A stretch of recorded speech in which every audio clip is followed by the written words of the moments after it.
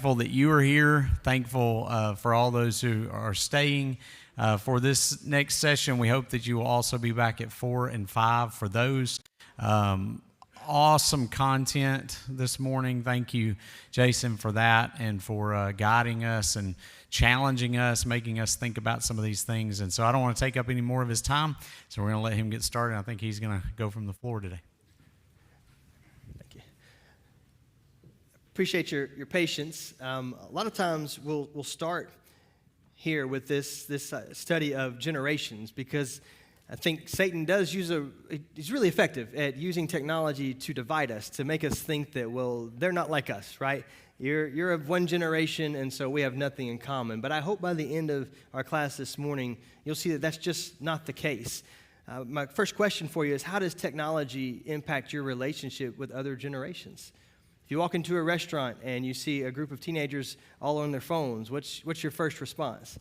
Teenagers, you guys walk into a restaurant and you see a group of 60 and 70-year-olds all on their phone. You know, what's your first response? I've seen both. At the local meet and greet the other day, there was a table full of senior citizens there that were all looking down at their phones. The only difference was their font was significantly larger than the teenagers, right? So we're not as different, I think, as we like to think. So for just a moment, I want to go through some of the generations that are present today in American society. We're going to start with the Silents. They are the largest, oldest generation with us. And Jean Twenge, most of this research comes from her book, Generations.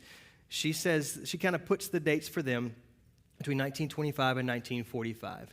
Different generational studies and scientists will have those dates a little bit different. She takes into account world events like world wars and things, but she also takes into account innovations and technological advancements. So she dates them between 25 and 45. And some of the things that are very interesting about this generation is that involve marriage and gender ideas. Silents were twice as likely as those in the greatest generation to believe that traditional gender roles were not necessarily better. Twice as likely. So within 2 generations, opinions had completely flipped, with most of the greatest supporting traditional gender roles and most boomers disagreeing. Silents would eventually lean more towards the boomers. They're known for early marriages and having lots of kids. They married earlier in 1950s than they did in the 1930s. In fact, they were younger than any generation on average in the 20th century to get married. Nearly half of new brides in the 1950s were teenagers. There was a post-war baby boom, of course, that we're familiar with the boomers, and it was in 1957, the birth rate was 3.8 kids per woman. So people who grew up with one sibling or no siblings were now parents of 3 and 4 kids. So that's a big change in the family dynamic. Divorce rates also shot up in the 60s and 70s. Most divorces took place between the age of 25 and 49. So Silents are the generation that actually began the divorce trend. We oftentimes attribute that to boomers and Gen Xers experiencing that growing up, but that trend started originally with the Silents. It's also interesting that the silent generation, up until the silent generation, the boomers, we were in a downward trend of population, essentially. The average number of children in a family was declining until the boomers came along.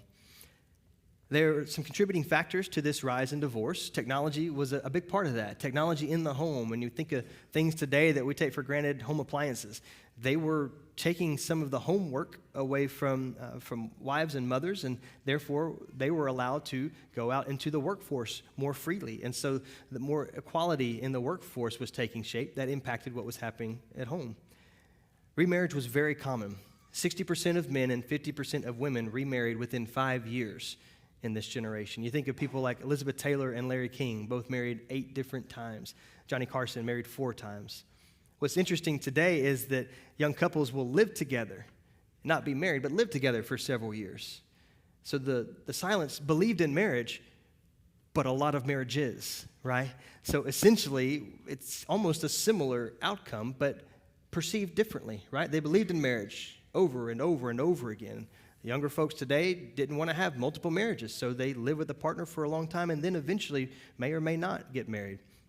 The Silents were actually the most marrying generation of the 20th century. They were more educated as well. They were the first generation in American history to have a majority of their group graduate high school. The expectation to graduate and pursue college is still a relatively modern expectation.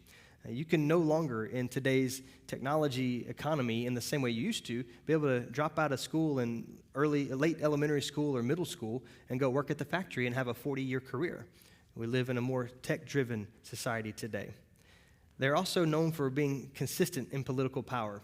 Think of names like Mitch McConnell, Trent Lott, Harry Reid, Nancy Pelosi, Sandra Day O'Connor, Anthony Kennedy, Antonin Scalia.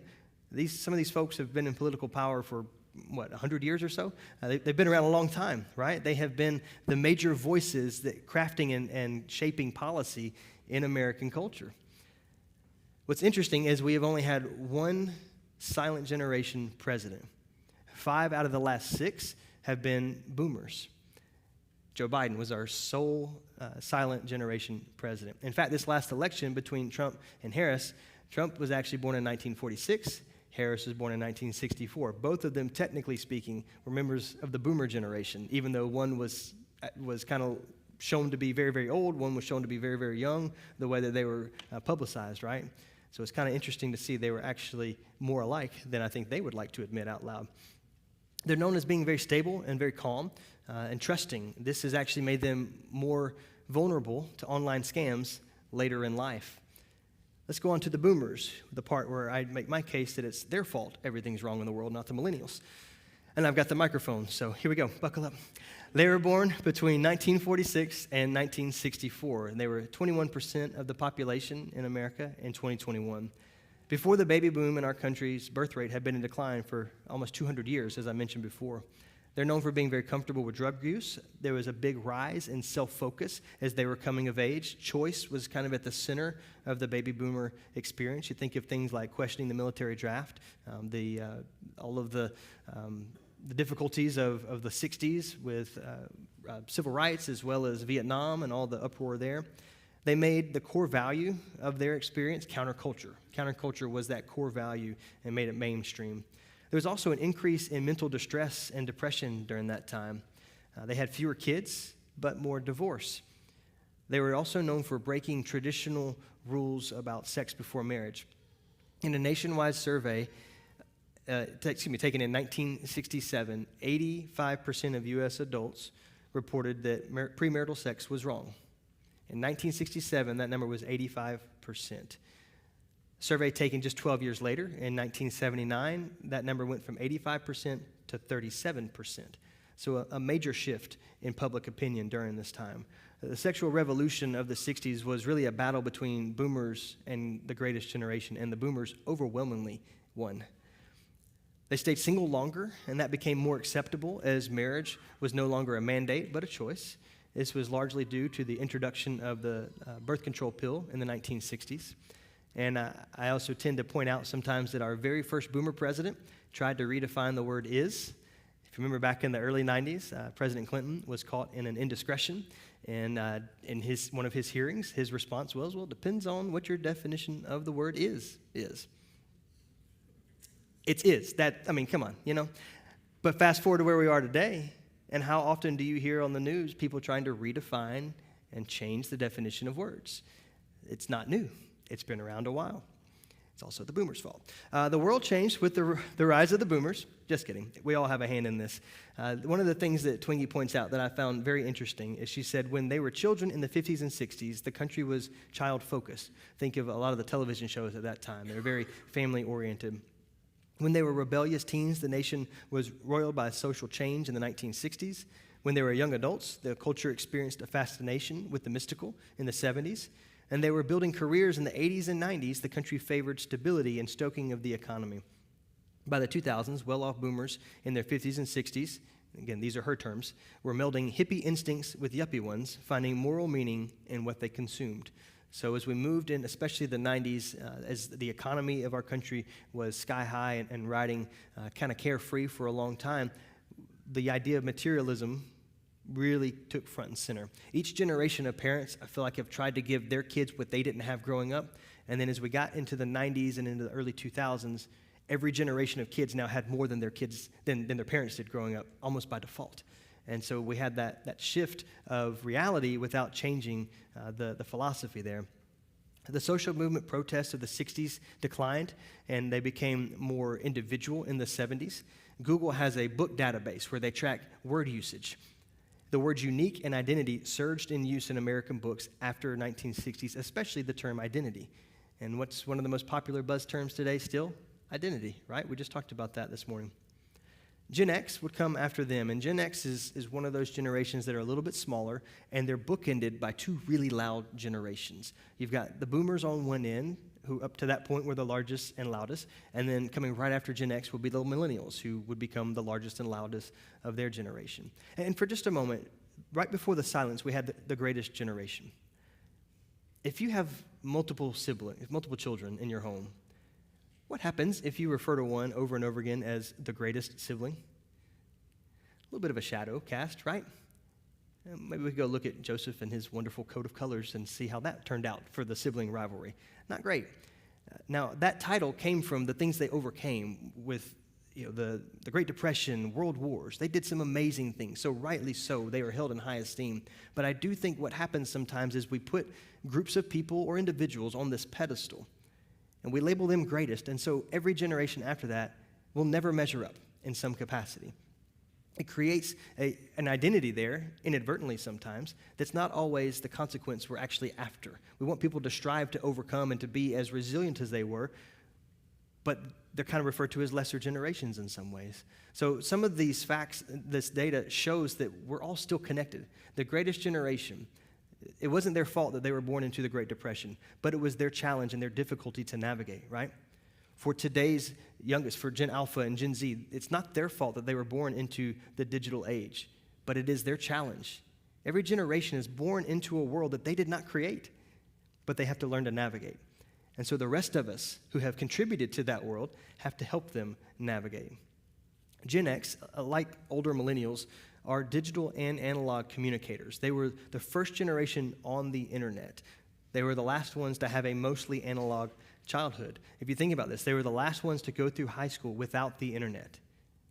How different is that experience? I remember when I was a junior and sophomore in high school, we would go into the library, and instead of going over and hanging out with Dewey and his decimal system now, we were being taught how to research online. We got an AVL card, an Alabama Virtual Library card, and you had to learn how to log on, wait 2 or 3 minutes for it to connect, and then you go and start doing your research. Research that I did as an undergrad in the early 2000s at Faulkner on campus is very different than what I did in grad school just a few years ago. I didn't go into any libraries. I just went online and got all of the things that I needed. So research has changed that entire experience. YouTube was started by 3 Gen Xers. The first web browser, Netscape, back then called Mosaic, was written by a Gen Xer. eBay, PayPal, those are Elon Musk. MySpace, Twitter, Uber, Napster, all of those, Gen Xers. They worked at these startups, and they built the file-sharing software that helped create the foundation of the streaming world that we live in today. If you think back to a really famous band, Metallica, had a really famous lawsuit against Napster because there was file sharing going on that violated their copyright. And that's when everybody then hated Metallica for a little while because they tried to take away all their free music. This Gen X generation shared a lot of pop culture experiences. They would watch Saturday morning cartoons, and everybody saw the same cartoons at the same time, and only for that 30 minutes, unless you had a VCR, right? So there's this shared experience that happens differently today. The Atari game console started to bring video games and the arcade experience into the home. We moved from passively watching television to now controlling the action on the television.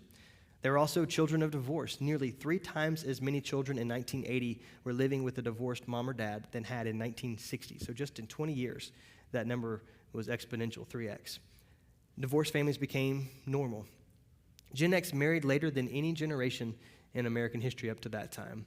Boomers married on average between the age, for women, 20, and for men, 23.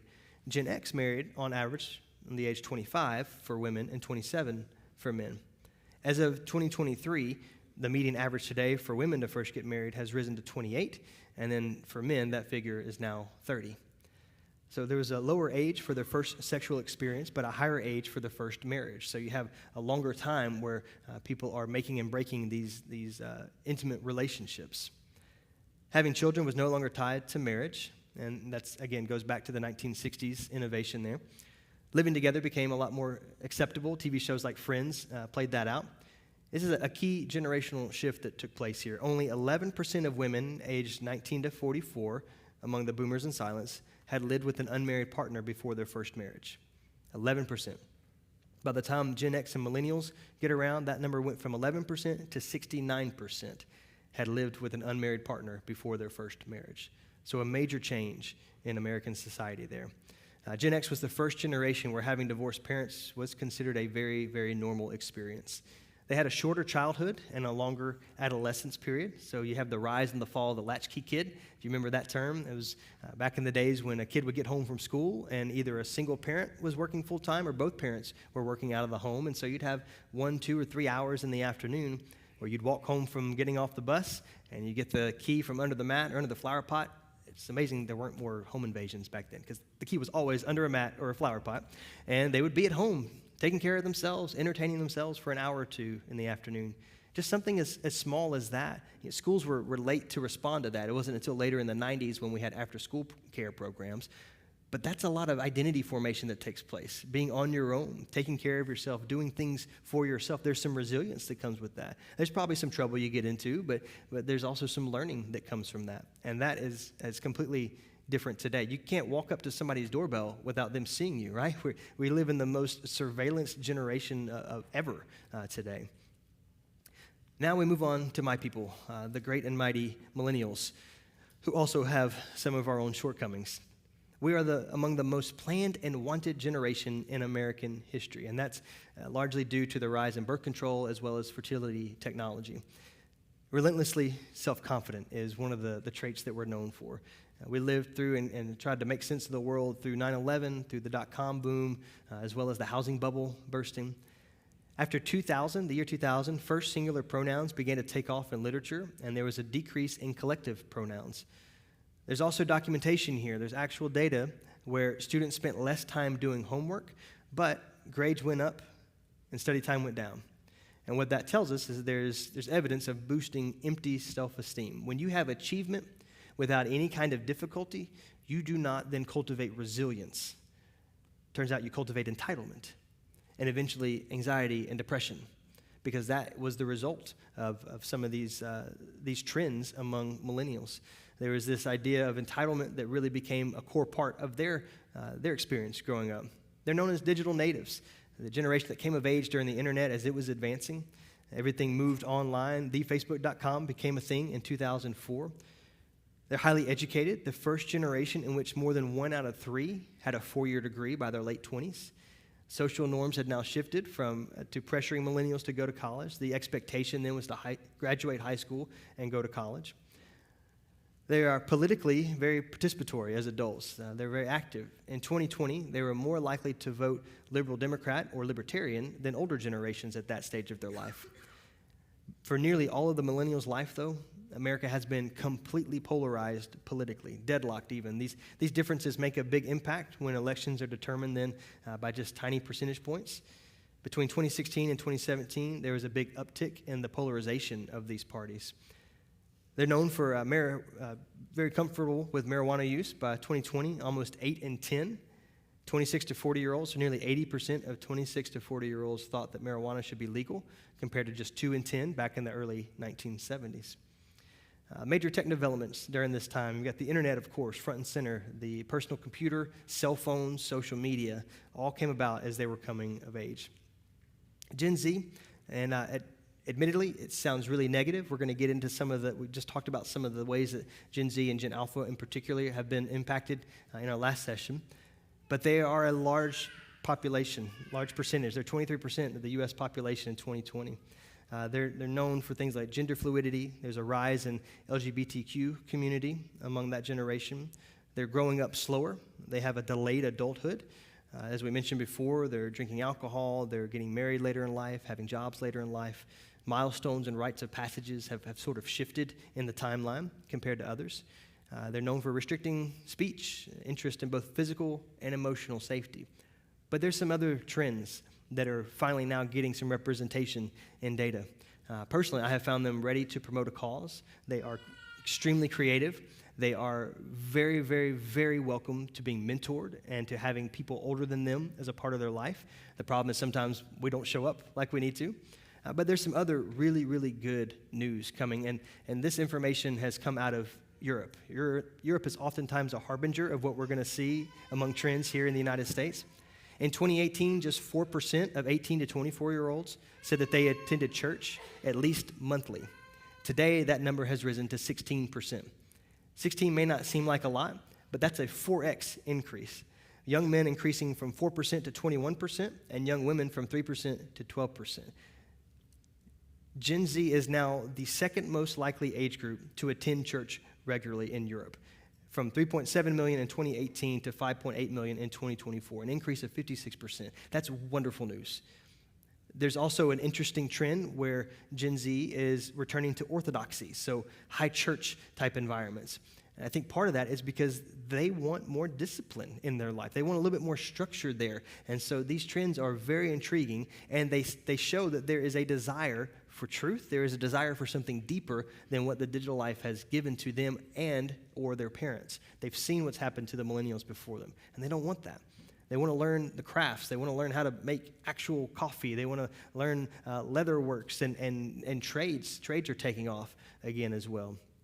I'm going to read this just a short couple paragraphs from an article in The Atlantic that came out last year. It says, this digital technology has given kids access to virtual worlds where they're allowed to roam far more freely than the real one. About 75% of kids aged 9 to 12 regularly play the online game Roblox, where you can interact with friends and even strangers. But most children in our survey said they aren't allowed to be out in public at all without an adult. Fewer than half of the 8 and 9-year-olds have gone down a grocery store aisle alone. More than a quarter aren't allowed to play unsupervised, even in their own front yard.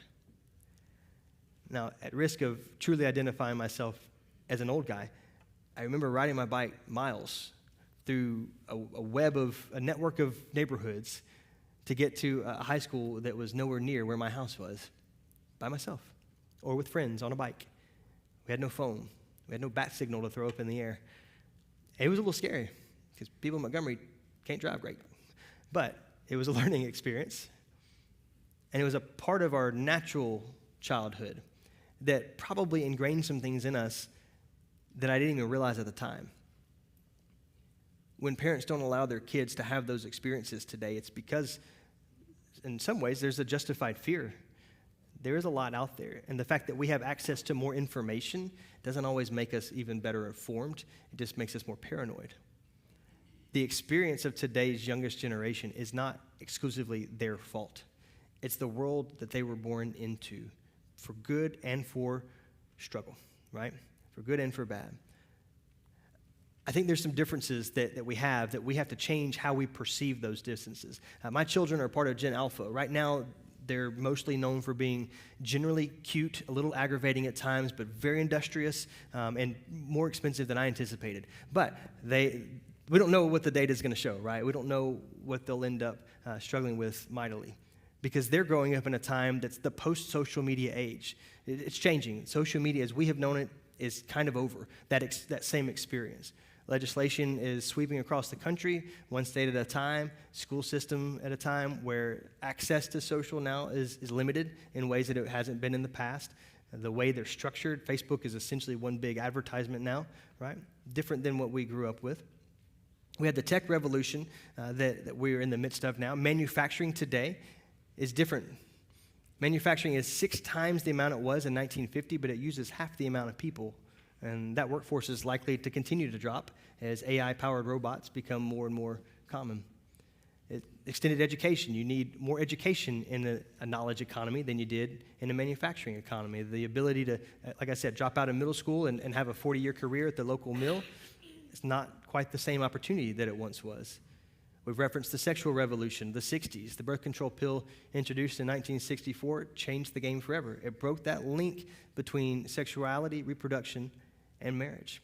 Today, most young people begin being sexually active 10 years or more before their first marriage. So more than a decade of making and breaking relationships before they actually enter into a covenant relationship. For years, we have taught work smarter, not harder, and then we entered into this age where everything's smart, right? Smartphones, smart devices. So today's generation, who was told to work smarter, not harder, can now work really smart, and they don't know how to work hard in the ways that previous generations did. Again, not necessarily completely their fault. I asked a group of faculty at a middle school and high school in South Alabama last year, what were your greatest challenges when you were in middle school and high school? This was their list. Peer pressure, fitting in, body image, bullying, squeaky voices when they speak in public, time management, school stress and drama, social media, finding purpose.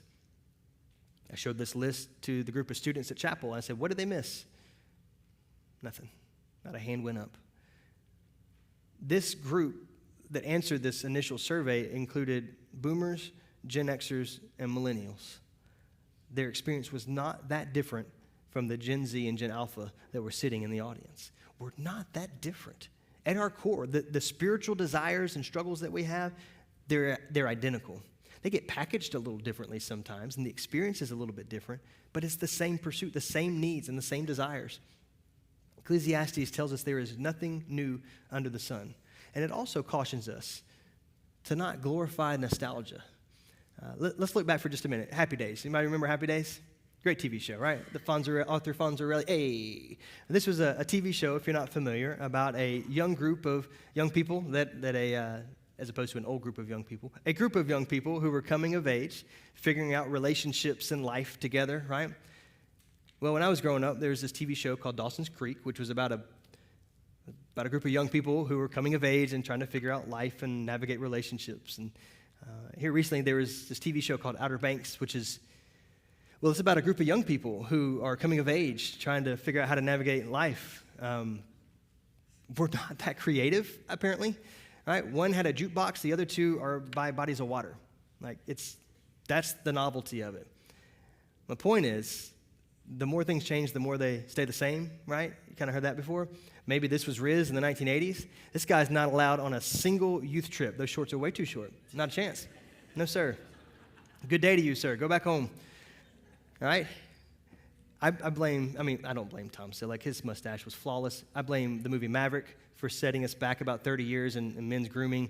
Now mustaches and mullets are at every baseball park in America. Like, come on, guys. We got past that, right? Well, this is Riz today. Again, the short shorts, I don't know why we went neon, but we've not come that far, right? I've still got a pair of Birkenstocks that I had to mow like 35 yards to afford when I was in high school. I still have them because I had to mow 35 yards to afford them. Well, guess what's popular again? Now you can wear socks with your Birkenstocks. Who knew? You got beat up when I was growing up for that. Maybe too personal there. We'll keep moving. Ecclesiastes 7 and verse 10. Why were the old days better than these days? For it is not wise to ask that. Sometimes we romanticize the past. I do. I romanticize the 90s, but that's only because it was the best of times. The 60s had some pretty good music. 70s, I'll give you that.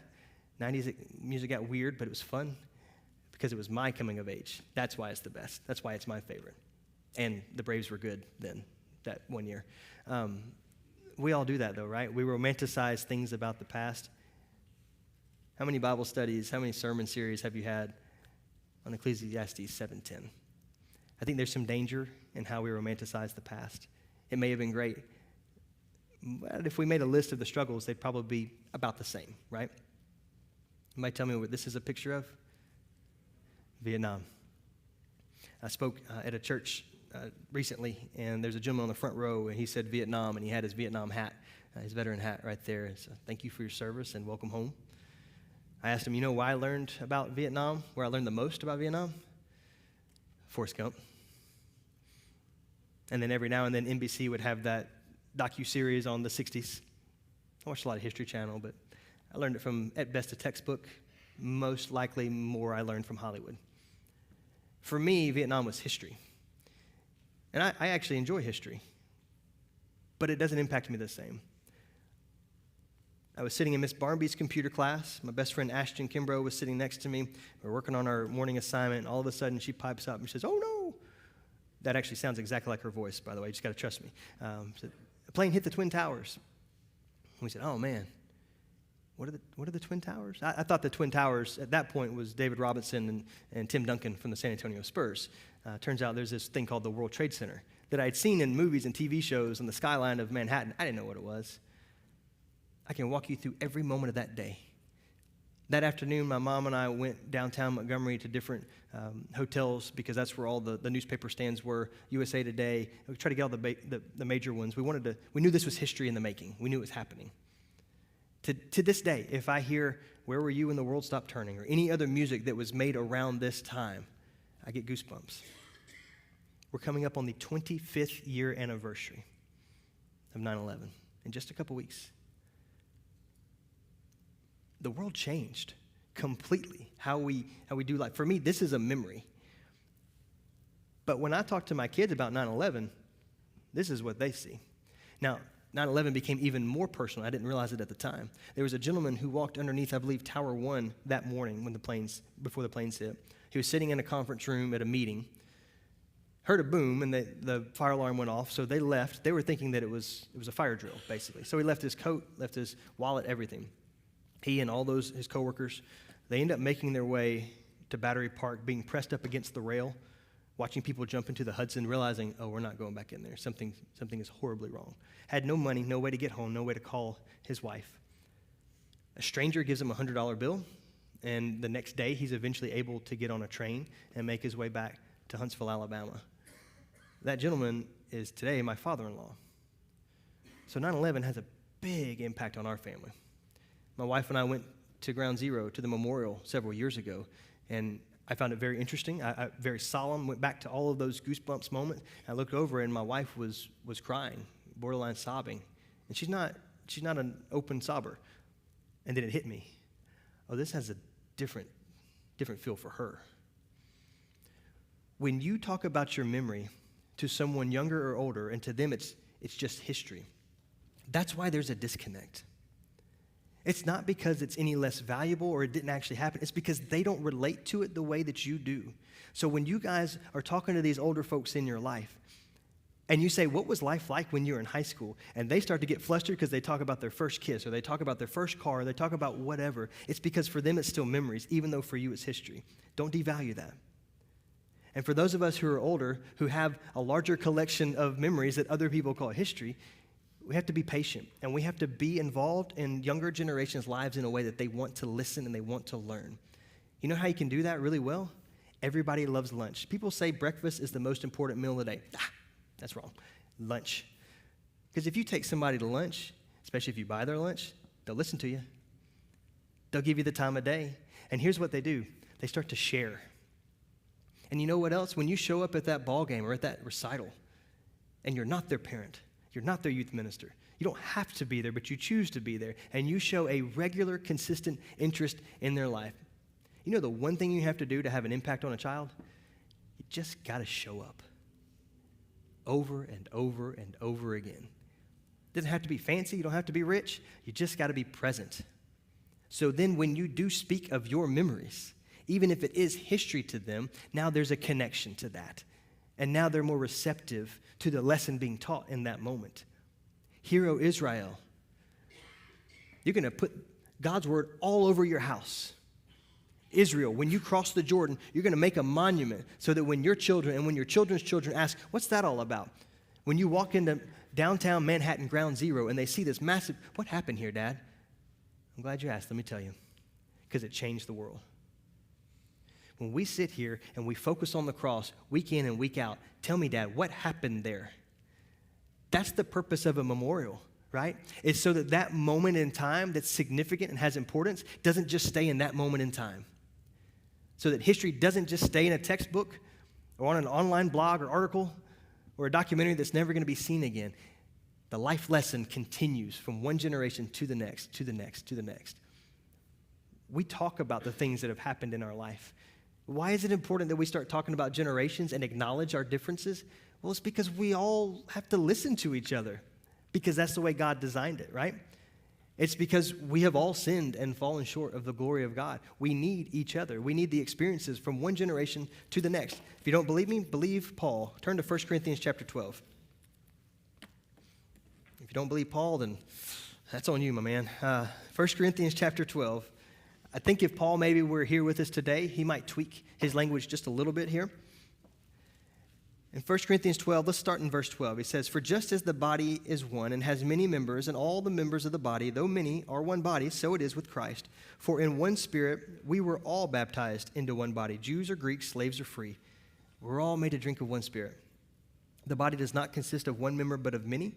If the foot should say, because I am not a hand, I do not belong to the body, that wouldn't make it any less a part of the body.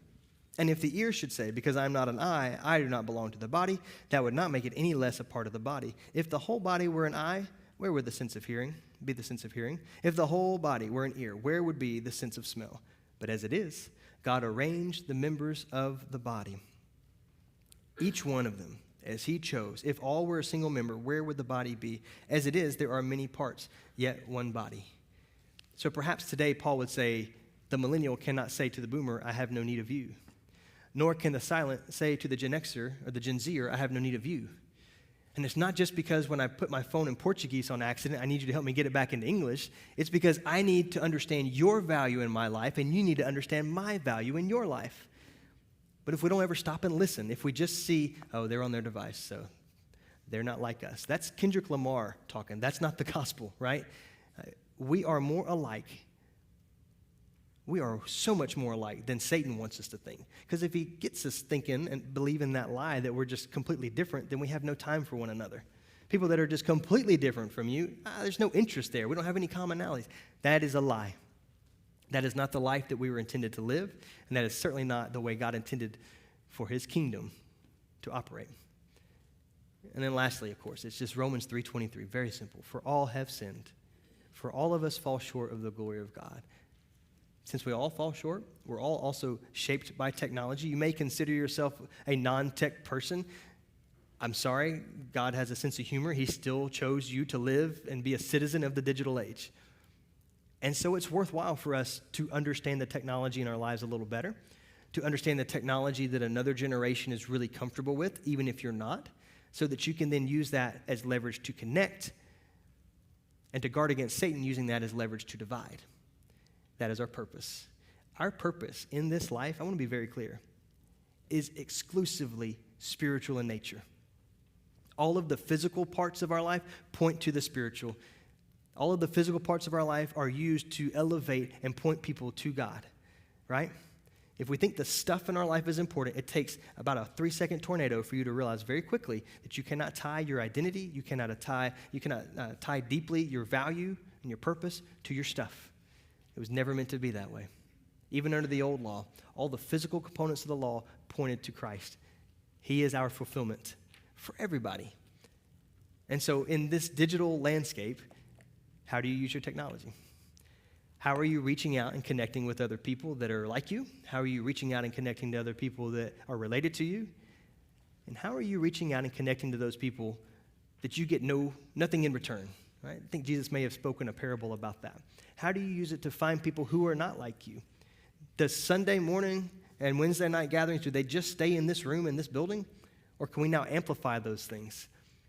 Technology is an equal and opposite. The power for good as well as the power for struggle and for damage. So we have to be wise and discerning. That's why we focus so much on Romans 12 this morning.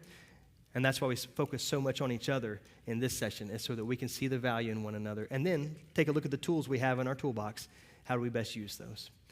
I'm so thankful that you're here. I hope that you will join us this evening. At 4 o'clock, we're going to talk about intimacy. Talk about how technology has specifically manipulated and destroyed God's design and purpose, and particularly an entire generation or two, and how their view has been shaped by Hollywood as well as technology and not what God has purposed for us. And then at 5 o'clock, we'll conclude. It'll be a little less the sky is falling and a lot more how do we navigate this age of AI in a way that glorifies him and grows his kingdom. Bow with me and we'll be dismissed. Father, we thank you for the opportunity to gather in your name this morning, for Christians all over the globe who are gathering to worship you. We're thankful for this place, for every soul here. Help us to better see one another, to see the value that you have instilled in each of us. Help us to make sure that our memories, we can use those and leverage those in a way that glorify you and connect us to one another. God, thank you so much for Christ. Thank you for his death, his burial, his resurrection. Thank you for allowing us to participate in that, to be a part of your kingdom. Help us to be useful for you and to use every tool that you've given us to steward wisely. It's through Christ's name we pray. Amen.